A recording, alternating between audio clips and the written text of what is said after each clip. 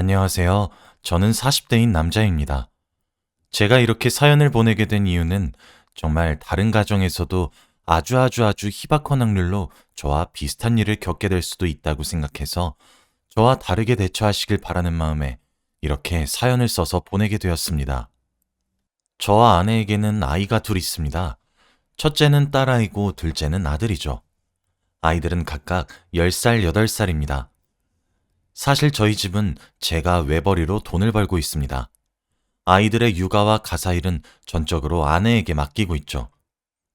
그런데 그래도 그럴 것이 저는 꽤 큰 돈을 월급으로 벌어들이고 있고 경제적으로 제가 더 뛰어납니다. 저와 결혼한 아내도 그런 제 경제력을 보고 결혼한 것이기도 하고요. 그래서 아이를 낳은 이후부터 전업주부로 전향하겠다고 했어요. 전적으로 본인이 아이의 교육부터 시작해서 전반적으로 자기 손을 거쳐서 하고 싶다고 하면서요.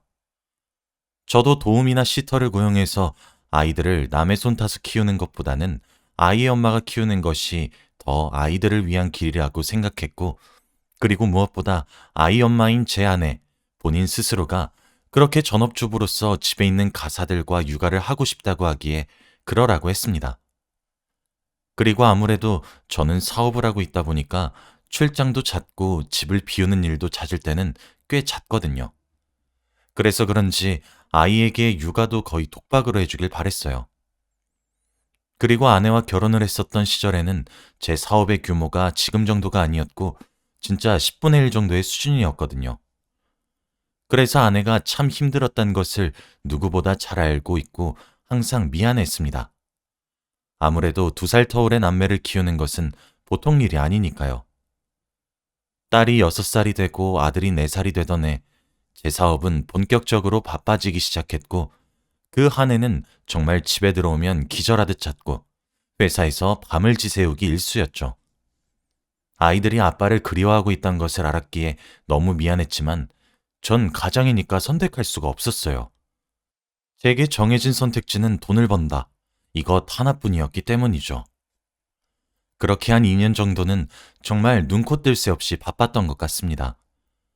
제게 주어진 기회를 잘 활용해서인지 그때를 기점으로 제 사업은 시기도 잘 타서 승승장구했고 지금의 규모와 수익을 이룰 수 있게 되었죠. 그때 뒤를 돌아보니 벌써 아이들 중 첫째 딸아이는 초등학교에 입학을 한 후였고 둘째도 곧 입학을 바라보고 있더라고요. 아내 혼자 얼마나 고생했을지 눈에 불 보듯 훤하게 보이기도 하고 제게도 이제 여유가 생겼던 시점이었죠. 그쯤이었죠. 둘째가 다니고 있던 유치원에서는 그림 일기를 스케치북에 써서 가곤 했어요. 그때도 그랬죠. 첫째도 둘째도 같은 유치원이었거든요. 그런데 하루는 밤에 아이들이 다 잠들고 난 뒤에 아내가 저를 조용히 부르며 아들이 그려준 그림 일기를 보여주더라고요. 그곳에는 제목이 가죽으로 적혀 있는 아들의 그림 일기가 있었지만 그곳에 그려진 아빠의 존재인 저는 구석에 잠을 자고 있는 것뿐이었고 엄마와 아이들이 손을 잡고 웃고 있는 그림이었죠. 아무래도 딸아이는 엄마랑 계속 붙어 지내고 그러다 보니까 나름 괜찮게 넘어갔던 것 같은데 아들인 둘째는 다른 집처럼 아빠랑 축구도 하고 싶고 목욕도 하고 싶고 그랬는데 하지 못하고 엄마랑 누나랑 있으면 자신만 남자다 보니까 그게 많이 속상했던 것 같더라고요. 아내가 그걸 보여주면서 첫째 아이 때도 이렇게 했던 것 알지만 둘째인 아들이 좀 더 감수성이 예민한 것 같다고 아들과 시간을 보내야 되는 것이 좋지 않겠냐고 제안했고 저는 현명한 아내의 판단이 맞다고 생각했습니다. 아내는 제게 정말 현명하고 어질고 다정한 아내였거든요. 그래서 그때부터는 일보다 가정을 좀 더 우선순위에 올렸던 것 같습니다. 일에 쏟는 시간도 많이 줄였죠. 제가 생각해보니 내 가족과 행복하게 잘 살려고 이렇게 생고생을 해서 돈을 버는 것인데 제가 일에 미쳐서 가족을 등한시한다는 것이 얼마나 어불성설인지 이해가 되더라고요. 그렇게 우리 가족의 삶은 좀 더 윤택해졌고 평화롭고 행복해졌어요. 처음엔 아이들이 갑자기 여유를 가지고 다가오는 아빠인 저를 참 많이 불편해 하였지만 그래도 곧잘 표현을 하더군요. 그렇게 시간이 흘렀고 아들도 초등학교에 입학하게 되었죠. 아무래도 아이 2명을 학교에 보내버리니 저도 자연스럽게 아내와 함께할 시간이 많아졌고 마치 신혼 때로 돌아간 것처럼 너무 행복하더라고요. 그리고 그 행복은 정말 악마의 속삭임처럼 아주 잠깐 달콤하다고 느껴지게 되었어요. 둘째인 아들은 꼭 제 누나가 마치고 함께 손을 잡고 집으로 돌아옵니다. 그날도 어김없이 아이들이 집으로 돌아왔죠. 그날 첫째 아이는 과학 수업을 들었는데 그때 혈액형을 뭔지 알아내는 실험을 학교에서 진행을 했나 보더라고요. 그 무엇도 문제가 되지 않았지만 딱 하나 문제가 되는 것이 있었어요. 그것은 아이가 실험 결과로 받은 혈액형이었죠. 아내는 AB형이고 저는 O형입니다. 그런데 딸아이가 AB형이 나왔다고 자랑을 하더라고요. 제 짧은 과학적 지식으로 아무리 생각을 해도 아내와 저 사이에 태어난 아이들은 무조건 A형 또는 B형이 나와야 하는데 AB형이 나온 것이었죠. 그때 저는 밥을 먹고 있었는데 정말 돌을 삼킨 것처럼 가슴이 답답해지기 시작하면서 상황 파악이 잘 되지 않았어요. 아내는 이런 복잡한 제 생각도 모르는지 딸아이에게 재밌었냐고 물어보고 있었습니다. 아니겠지 하며 넘겨짚으려고 했고 그렇게 그날 밤은 넘겼습니다. 그리고 아들의 육아일기와 같이 성장 기록을 펼쳐보았습니다. 그런데 앞불싸 아들의 혈액형도 AB형이더군요. 그치만 아이들의 혈액형은 아주 어린 시절에 재는 것은 꽤 부정확한 경우가 많다고 나중에 커서 재검사를 하는 게 좋다는 말이 생각났고 그리고 그 주 주말에 바로 아들만 데리고 나가 혈액형 검사를 병원에서 다시 했어요. 그런데 아들도 AB형으로 나오더군요. 인터넷에 아무리 검색을 해도 AB형과 O형이 만나서 아이를 낳으면 AB형은 무조건 나올 수가 없다고 하는데 그렇게 되면 아내가 불륜을 저질러서 남의 새끼를 임신했고 내 새끼인 것처럼 포장해 출산을 했다는 것밖에 더 됩니까? 진짜 그때 느껴졌던 배신감은 지금 이루 말로 표현할 수가 없었습니다. 그래도 저는 아이들의 아버지였잖아요. 이 모든 것을 아이들이 보는 데에서 표현할 수는 없었습니다. 저희가 살고 있는 동네는 처가댁과 무척이나 가깝습니다. 제가 아내를 배려해서 시댁과는 좀 떨어지고 처가댁 근처에 집을 얻었거든요. 아무래도 아내가 가사와 육아를 도맡게 될 텐데 그때에는 시댁보단 친정이 낫겠지 싶어서 말이에요. 제 딴에는 배려였죠. 아이들을 잠시 처가댁에 데려다주고 잠시 맡긴 뒤에 아내와 집에서 조용히 얘기를 시작했습니다. 아내에게 왜 우리 자식들 모두가 AB형으로 태어난 것인지 이게 말이 된다고 생각하는 것인지 차분하게 물었습니다. 아내의 얼굴은 충격으로 일그러졌고 이내 눈물을 쏟아내더군요. 저는 그 사이 왜 이런 생각을 하게 되었는지 얘기했고 아들의 혈액형 검사용지까지 내밀었어요. 아내는 인터넷에 AB형 여자와 O형 남자 사이에 태어난 아이들의 혈액형을 검사했죠. 제 말이 맞을 수밖에요. 과학적으로는 자식이 A형 또는 B형만 나타나야 하니까요. 그래서 저는 그런 아내에게 친자 검사를 요구했습니다. 친자 검사하자. 다른 사람도 아니고 어떻게 당신이 나한테 그런 말을 할 수 있어? 여보, 제발. 이성적으로 생각해. 지금 이게 말이 된다고 생각하는 거야? 어떻게 O형인 나랑 AB형인 당신 사이에서 애가 둘이나 태어났는데 어떻게 둘 다 AB형이냔 말이야. 난 아니야. 난 그런 짓 안 했다고. 정말 10년 가까이 당신이랑 애들 뒷바라지만 한 나한테 다른 사람도 아니고 어떻게 당신이 이러냔 말이야. 아내는 비명을 지르듯 소리를 질렀어요. 당신 혈액형이 O형이 아닐 수도 있는 거잖아. 사실 저도 그 생각을 해보지 않은 것이 아니었습니다. 아이들의 혈액형을 듣자마자 제 혈액형이 생각이 난 것을요.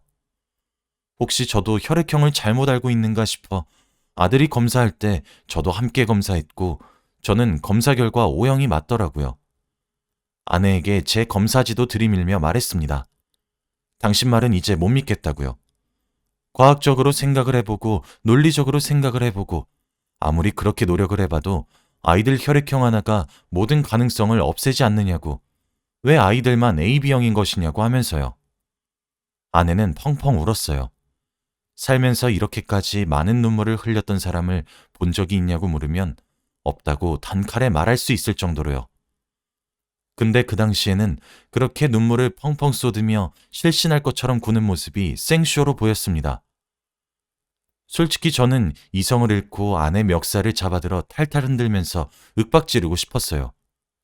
눈이 뒤집어질 것 같더라고요. 근데 아이들의 엄마라서, 내가 사랑했던 여자라서 정말 존중하고 화를 참고 참고 참으며 인내했습니다. 아내는 자신에게 어떻게 이렇게 대하냐고, 자신은 부정한 짓을 단 한 번도 저지른 적이 없다고, 친자검사를 하면 이혼할 것이라고, 어떻게 다른 사람도 아니고 제가 자신을 못 믿어주는 것이냐며 울고불고 난리를 피우는데 정말 피곤하게 느껴지더군요. 결국 이 사실은 제 본가와 처가 때까지 알려지게 되었습니다. 저희 부모님도 당연히 뒤집어지셨죠. 혈액 형상으로 나올 수 없는 조합이니까요. 처음에 처가댁에서도 제게 쌍욕을 하셨고 미친놈이라고 손가락질 하셨지만 저희 부모님의 간곡한 부탁도 있었고 저도 무릎까지 꿇으며 부탁드렸습니다. 장모님, 그리고 장인어른, 저도 제 아내가 그런 부정한 짓을 저질렀다고 생각하고 싶지도 상상하고 싶지도 않습니다. 그런데요, 지금 아이들의 혈액형이 과학적으로 다르게 나오지 않았습니까?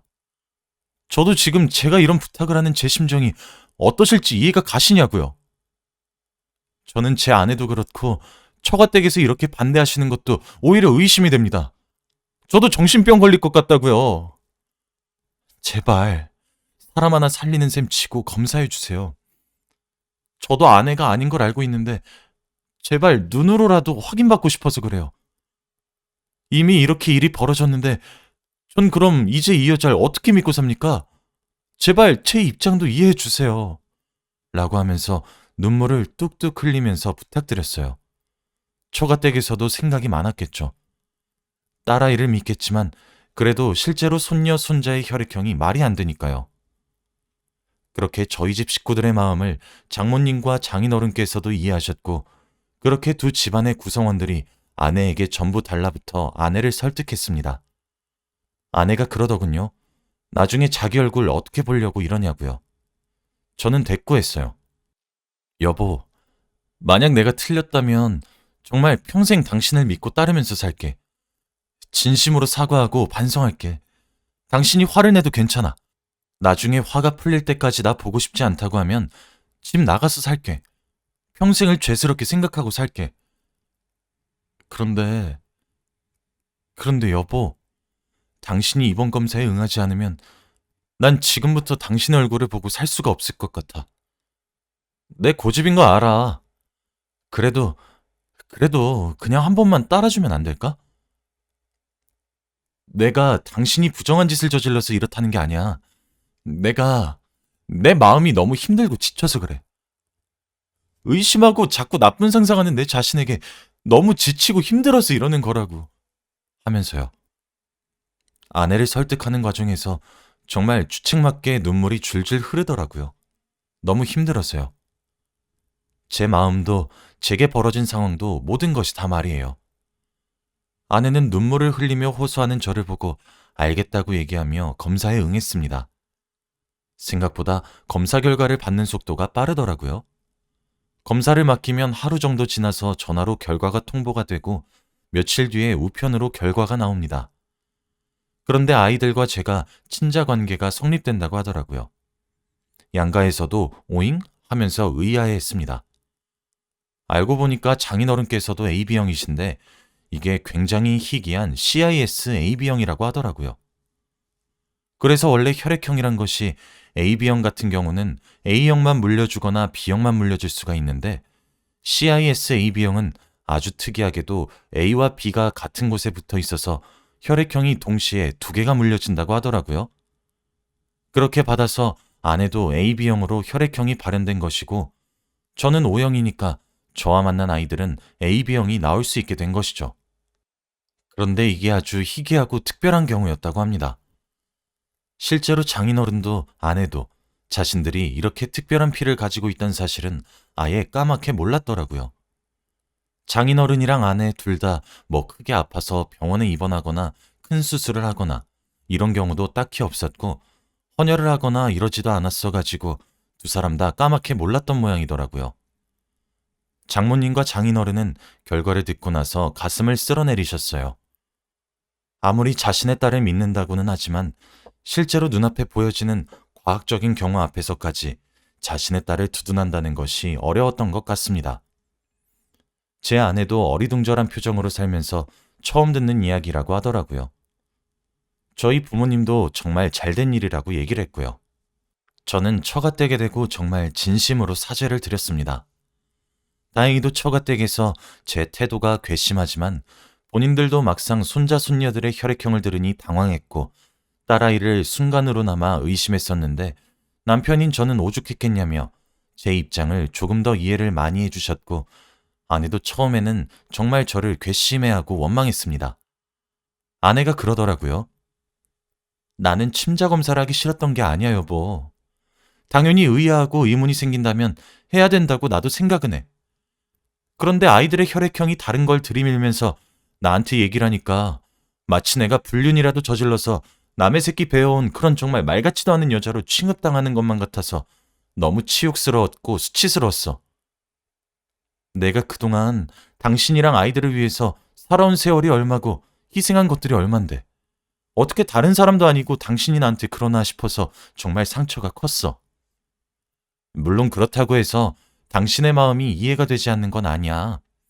입장을 바꿔놓고 생각해도 당신은 합당한 의문을 품었고 그걸 해소해야 할 의무가 있었다고 생각해. 그런데 그렇다고 해서 당신의 입장이 합리적이라고 해서 내가 받은 상처가 없어지는 건 아니잖아. 나 당분간 친정에 가 있을게. 지금 당장은 당신 얼굴 잘 못 보겠어. 그렇게 말을 한 뒤 아내는 친정으로 떠나버렸습니다. 아내의 말이 100번 맞죠. 아내는 정말 밤낮 가리지 않고 아이들을 케어해왔고 올바른 길로 이끌어가며 육아를 했으며 제게 내조와 외조 둘 다 완벽하게 해준 정말 완벽한 아내였습니다. 집안의 기둥은 가장이라는 말이 우스울 정도로 저희 집안 곳곳에는 아내의 손길이 닿지 않은 곳이 없고 저와 아이들 역시 아내 손길 하나 없인 제대로 지낼 수가 없죠. 아내를 친정으로 떠난 것을 볼 수밖에 없었고 그렇게 하는 것을 이해했지만 이번 일로 아내와 틀어지고 싶진 않았어요. 물론 제가 제기한 의문으로 인해 아내에게 커다란 상처를 주게 된 것은 정말 미안하게 생각하지만 제게는 정말 아내와 앞으로의 인생을 살아가기 위해 필요한 과정이었거든요. 아내는 제게 정말 커다란 실망을 했던 것인지 속이 많이 상했던 것인지 그 이후 3개월 동안이나 돌아오지 않았습니다. 물론 3개월을 오독하니 기다리기만 했던 것은 아닙니다. 아내에게 2번 다시 당신에게 자그마한 의심도 품지 않겠다고 맹세했고 아내에게 잘못했다고 빌었습니다. 솔직히 입장을 바꿔놓고 생각하면 아내도 저를 이해하겠지만 저도 아내가 얼마나 억울했고 수치스러웠을지 생각하면 정말 접신물에 코 박고 딱 죽고 싶은 심정이었거든요. 다행히 아내는 제 노력이 빛을 발했던 것인지 아니면 저의 어쩔 수 없는 불가피함을 이해해줬던 것일지는 몰라도 3개월 정도 지난 후 다시 저희 집으로 돌아왔고 우리는 그 후로 많은 대화를 나누게 되었습니다. 아내가 그러더라고요. 이번 일로 저와 너무 헤어지고 싶었고 갈라서고 싶었는데 아이들 생각도 들고 제 입장에서도 충분히 의심할 만한 사유가 충분하다고 생각해서 돌아왔는데 다시 한 번 더 그런 취급을 받는다면 애들이고 남편 간에 모든 것을 떠나서 바로 갈라설 것이라고 말이에요. 저는 정말 미안하다고 싹싹 빌었고 저희가 살고 있던 집의 명의를 아내 앞으로 돌려주었습니다. 그것만으로는 위로가 되지 않겠지만 아내에게 제 마음이 잘 전달되었으면 하는 마음과 함께 말이에요. 그 일이 있은 후로부터 딱 반년이 지났고 저희 가족은 여전히 화목합니다.